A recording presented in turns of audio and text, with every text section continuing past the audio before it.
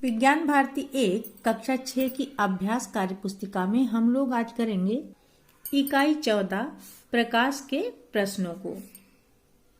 अब हम लोग शुरू करते हैं। पहला है निम्नलिखित प्रश्नों के सही विकल्प छांटिए। उसका का है एक कृत्रिम प्रकाश स्रोत है।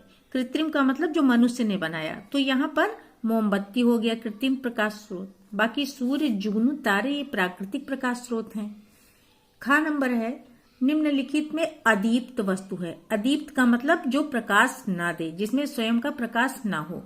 तो यहाँ पर बल्ब, एलईडी और टार्च ये तो दीप्त वस्तुएं हैं। चंद्रमा अदीप्त वस्तु है, तो हमें चंद्रमा को टिक करना है। गा पार्ट है अपारदर्शी तथा पारभासी पदार्थ युग्म है। पहला पदार्थ अपारदर्शी हो और दूसरा पारभासी हो। तो कांच तो पारदर्शी है, तो ये हो नहीं सकता। यहाँ पर देखते हैं लकड़ी, लकड़ी अपारदर्शी है और ट्रेसिंग पेपर पारभासी है, इसलिए इसका ये वाला सही हो जाएगा। अगला है प्रकाश का पथ होता है। तो प्रकाश का पथ होता है सरल रेखी, इसलिए हमें ये टिक करना है। छाया बनने का आकार निर्भर नहीं करता। वस्तु के आकार पर तो निर्भर करता है, प्रकाश स्रोत की स्थिति पर भी निर्भर करता है और प्रकाश स्रोत के आकार पर भी निर्भर करता है। वस्तु के रंग पर नहीं निर्भर करता है, इसलिए हमें यही वाला टिक करना है। 2 नंबर में रिक्त स्थानों की पूर्ति कीजिए। डायमंड रिंग ग्रहण में बनती है, तो पूर्ण सूर्य ग्रहण में बनती है। यहाँ पे हमें पूर्ण सूर्य ग्रहण, पूर्ण सूर्य लिख देना, ग्रहण लिखा हुआ है। आगे है प्रकाश माध्यम से आंशिक रूप से निकलता है, तो पारभासी माध्यम से, यहाँ पे पारभासी लिखना है। प्रकाश की चाल अधिकतम कहाँ होती? निर्वात में होती है।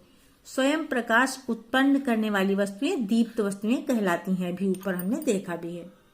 3 नंबर है निम्नलिखित में सही कथन पर सही तथा गलत कथन पर गलत का चिन्ह लगाइए। प्रकाश एक प्रकार की ऊर्जा है, ये बिल्कुल सही है। सूर्य एक प्राकृतिक प्रकाश स्रोत है, ये भी सही है। प्रकाश का संचरण निर्वात में नहीं हो सकता, ये एकदम गलत है, क्योंकि निर्वात में सबसे तेज चलता है प्रकाश। प्रच्छाया तथा उपछाया छाया के 2 भाग हैं, हाँ। डायमंड रिंग चंद्र ग्रहण में बनती है, नहीं, ये भी गलत है। 4 नंबर में स्तंभ का को स्तंभ खा से सुमेलित कर देना है। सूर्य एक प्राकृतिक प्रकाश स्रोत है, तो हमने इसको इससे मिला दिया है। अब निर्वात जो है ये किसी भी विकल्प से सुमेलित नहीं होता, इसलिए यहाँ पर हम थोड़ा सा संशोधन कर सकते हैं। सिर्फ इसके लिए अपारदर्शी बचता है, तो अपारदर्शी तो हम नहीं लिख सकते हैं। निर्वात जो है वायुमंडल से ऊपर होता है, तो यहाँ पर हमने लिख दिया वायुमंडल से ऊपर और अ काट लेते हैं। पारदर्शी वायुमंडल से ऊपर, इसको हमने निर्वात से मैच कर दिया। अब है छाया का मध्य भाग। तो छाया के मध्य भाग को अभी हमने ऊपर पढ़ा ना, छाया के 2 भाग होते हैं, प्रच्छाया उपछाया। तो मध्य भाग जो है प्रच्छाया होता है, और छाया के चारों तरफ का जो भाग होता है ना हल्के रंग का, वो उपछाया कहलाता है, उसको उपछाया से मैच कर देना हमें। स्वच्छ कांच पारदर्शी होता है। 5 नंबर में जो बेमेल है उसे छांट करके हमें नीचे लिख देना है। यहाँ पर हम देख रहे हैं वायु, गैस, जल और दफ्ती। तो वायु, गैस और जल ये तो पारदर्शी है, जबकि दफ्ती अपारदर्शी है, इसलिए हमने इसको छांटकर नीचे लिख दिया है। खा नंबर में है मेज, कुर्सी, लैंप, पुस्तक। तो यहाँ पर हम देख रहे हैं कि लैंप जो है वो दीप्त वस्तु है, बाकी तीनों अदीप्त वस्तुएं हैं। आगे है दफ्ती का टुकड़ा, लकड़ी का टुकड़ा, कांच का टुकड़ा और धातु का टुकड़ा। तो कांच का टुकड़ा यहाँ पे पारदर्शी है, इसके अलावा जो कुछ दिया है वो सब अपारदर्शी है। 6 नंबर है निम्नलिखित में मानव निर्मित तथा प्राकृतिक प्रकाश स्रोत को छांट कर लिखिए। तो देखिए मानव निर्मित प्रकाश स्रोत में यहाँ बल्ब, दीपक, लालटेन और मोमबत्ती दी हुई है, जबकि प्राकृतिक प्रकाश स्रोत में यहाँ पे दिया है सूर्य, तारा और जुगनू। अगला है निम्नलिखित के पारदर्शी, अपारदर्शी तथा पारभासी से सुमेलित कीजिए। स्वच्छ जल ये पारदर्शी होता है और घिसा हुआ कांच पारभासी होता है। धातु की चादर अपारदर्शी होती है, ग्लिसरीन पारदर्शी होती है, ट्रेसिंग पेपर पारभासी होता है, दफ्ती का टुकड़ा अपारदर्शी होता है और तेल लगा कागज पारभासी होता है। कांच पारदर्शी होता है। 8 नंबर में प्रश्नों के उत्तर एक शब्द में देना है। जिन साधनों से हमें प्रकाश ऊर्जा प्राप्त होती है उन्हें क्या कहते हैं? दीप्त वस्तुएं। ग्लिसरीन किस प्रकार की वस्तु है? ग्लिसरीन है पारदर्शी वस्तु। निर्वात में प्रकाश की चाल कितनी होती है? तो निर्वात में होती है प्रकाश की चाल 3 लाख किलोमीटर प्रति सेकेंड। अब है चंद्रमा किसके परितः घूमता है? परितः का मतलब चारों ओर, तो पृथ्वी के। पूर्ण सूर्य ग्रहण कब होता है? अमावस्या को। 9वां है नीचे दिए गए चित्र में निम्नलिखित को दर्शाइए। स्रोत, तो जहां से प्रकाश प्राप्त होता है वही स्रोत है, यहाँ पे टार्च है स्रोत। नंबर 2 है प्रच्छाया, तो प्रच्छाया बीच वाली जो काली छाया होती है वही प्रच्छाया होती है। उसके चारों ओर जो ये घेरा है ये उपछाया है, तो ये प्रच्छाया दिखा दिया, ये उपछाया पूरा घेरा वाला हो गया। और अपारदर्शी यहाँ पे क्या है? अपारदर्शी है ये वस्तु, ये गेंद, तो इसको अपारदर्शी बता देना है। 10वां है प्रकाश के संचरण को दर्शाने के लिए आपको किन किन वस्तुओं की आवश्यकता होगी? इसे दर्शाते समय हमें क्या क्या सावधानियां रखनी होंगी? इस प्रश्न में हमें थोड़ा सा करेक्शन करना होगा, क्योंकि प्रकाश का संचरण तो हम सिर्फ एक अंधेरे कमरे में बल्ब जलाकर ही समझ सकते हैं कि बल्ब जलाया हमने और चारों ओर प्रकाश फैल गया। यहाँ पर हमें वस्तुओं की जरूरत तब होगी जबकि हमें ये दिखाना होगा कि प्रकाश सीधी रेखा में संचरण करता है, तभी हमको सावधानियां भी बरतनी होंगी और वस्तुएं भी दिखानी पड़ेंगी। तो इसको दिखाने के लिए यहाँ पे हमने थोड़ा सा संशोधन करके लिख दिया है ऊपर। समान आकार के हमें 3 आयताकार दफ्ती के टुकड़े लेने होंगे। एक मोमबत्ती, माचिस चाहिए और गीली मिट्टी चाहिए इन दफ्ती के टुकड़ों को खड़े करने के लिए।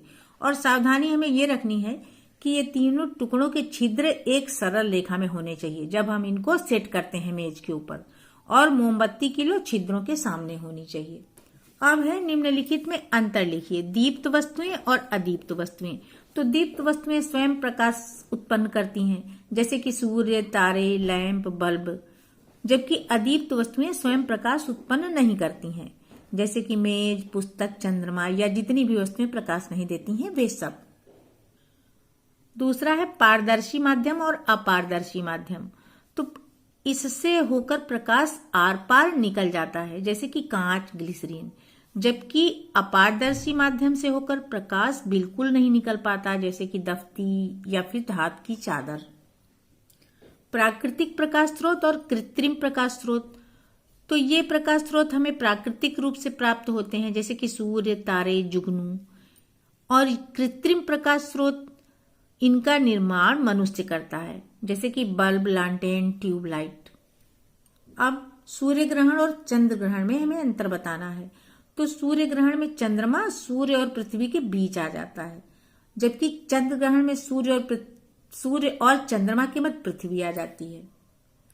12 नंबर है चंद्र ग्रहण का चित्र निम्नलिखित निर्देशों के अनुसार बनाइए। चंद्रमा को ग्रे कलर से और पृथ्वी को पीले रंग से, सूर्य को लाल रंग से, उपछाया को हल्के आसमानी रंग से रंग देना है। ये हमने चंद्र ग्रहण का चित्र बना दिया और निर्देशानुसार इसको कलर कर दिया है। प्रश्न 13 है निम्नलिखित प्रश्नों के उत्तर दीजिए। छाया बनने के लिए आवश्यक सभी शर्तों को लिखिए। तो छाया बनने के लिए एक प्रकाश स्रोत, एक तल और दोनों के बीच में एक अपारदर्शी वस्तु होनी चाहिए। अब इसी का खा है, टार्च ए, बी तथा सी को बारी बारी से जलाते हैं। ये टार्च रखी हुई हैं ए, बी और सी। किस टार्च के प्रकाश से पर्दे पर गेंद की छाया नहीं बनेगी? देखिए, छाया एकदम विपरीत दिशा में बनती है। जब ये टार्च जलाएंगे तो इधर कहीं बन जाएगा इसका छाया, और जब ये वाली तो इसका भी बन जाएगा यहाँ पे छाया। लेकिन जब ये जलाएंगे तो इसकी छाया इस तरफ बनेगी, तो ये पर्दे पे बिल्कुल नहीं बनेगी। तो उत्तर क्या हुआ? टार्च सी से पर्दे पर छाया नहीं बनेगी, क्योंकि गेंद प्रकाश स्रोत और पर्दे के बीच नहीं है। 14वां है नीचे दिए गए चित्र में वस्तुओं के विभिन्न प्रकार दिए गए हैं। प्रत्येक प्रकार की वस्तुओं के उदाहरण उनके सम्मुख दिए गए स्थान में लिखना है। जैसे कि यहाँ पारभासी दिया है, तो इसका कोई उदाहरण हम लिख सकते हैं। जैसे हमने लिख दिया घिसा कांच, दीप्त में हमने सूर्य लिख दिया और अदीप्त में चंद्रमा, पारदर्शी में स्वच्छ जल और अपारदर्शी में दर्पण। हम उदाहरण अपने अनुसार कुछ भी लिख सकते हैं। 15वें नंबर में दिए गए संकेतों की सहायता से वर्ग पहेली को पूरा कर देना है। तो यहाँ पर ये दिया हुआ है 1 से 6 प्रश्न जो है ना, इनमें बाएं से दाएं हमें चलना है। तो जो वस्तुएं स्वयं प्रकाश उत्पन्न नहीं करती उनको क्या कहते हैं? उनको कहते हैं अदीप्त। यहाँ पर हमें नंबर 1 जहां लिखा है वहां अदीप्त भर देना है। देखिए अदीप्त। अब 2 नंबर कह रहा है कि जिन वस्तुओं से प्रकाश कुछ मात्रा में पार जा सकता है, तो उन वस्तुओं को हम पारभासी कहते हैं। 2 नंबर में हमें पारभासी लिख देना है, ये पारभासी। अब तीसरा है प्रकाश किस प्रकार गमन करता है? तो प्रकाश गमन करता है सरल रेखा में। तो यहाँ पे देखिए 3 नंबर में ला लिखा हुआ है, सरल रेखा पूरा कर देना है हमको। अब चौथा है छाया का अधिक काला भाग। छाया का अधिक काला भाग उसको हम प्रच्छाया कहते हैं। तो 4 नंबर पे हमें ये देखिए आधा चा और छा लिखा है, प्रच्छाया पूरा कर देना है। 5वां है कृत्रिम प्रकाश स्रोत। तो यहां पर जो दिया है उसी के अनुसार हमें पूरा करना है। यहाँ पर 5 नंबर पे ब दिया है तो आधा ला और बा बना दिया, बल्ब हो गया।